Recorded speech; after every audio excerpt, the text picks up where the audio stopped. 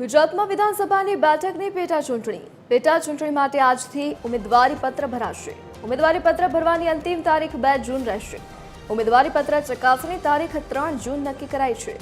ઉમેદવારી પત્ર પરત ખેંચવાની અંતિમ તારીખ 5 જૂન રહેશે। બંને બેઠકો પર મતદાન 19 જૂને યોજાશે।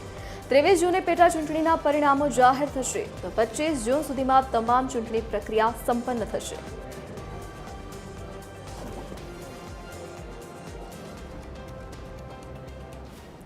વધુ જાણકારી સાથે associate editor Arun Shah online પર જોડાઈ ગયા છે। જી અરુણ, 2 બેઠકોની પેટા ચૂંટણી યોજાવાની છે, શું વિગત?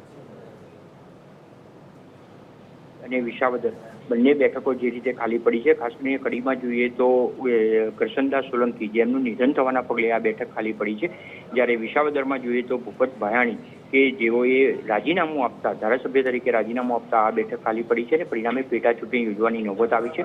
સૌથી મહત્વપૂર્ણ છે કે કડી અને વિસાવદર બંનેમાં જોઈએ તો આ વખતે ત્રિપાંખીય જંકાર છે। આમ આદમી પાર્ટીના ઉમેદવાર તરીકે આમ આદમી પાર્ટી પોતાનો ઉમેદવાર ઉભો રાખશે તે પ્રમાણેનું નક્કી થયું છે। કોંગ્રેસે તેને સમર્થન આપવાનું નક્કી કર્યું નથી, એટલે કે કોંગ્રેસ પોતાના અલાયદા ઉમેદવાર ઉભા રાખશે। પરિણામે કહી શકાય કે કડી અને વિસાવદર બંને સ્થાનો પર વિધાનસભાની જે પેટા ચૂંટણી 19મી તારીખે યોજાવાની જાહેરાત ચૂંટણી પંચે કરી છે તેના સંદર્ભમાં આજે જાહેરનામું બહાર પાડવામાં આવ્યું છે। પરિણામે આજથી ઉમેદવારી પત્રો ભરવાની પ્રક્રિયાનો પ્રારંભ થશે। સૌથી મહત્વપૂર્ણ જોઈએ તો બંને બેઠકો ઉપર ત્રિપાંખીય જંગ ખેલાશે એ નિશ્ચિત છે।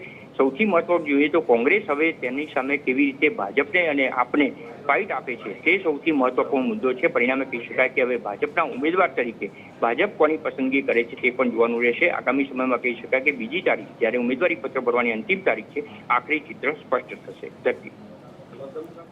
જી અરુણ, વિગત બદલ આપનો આભાર।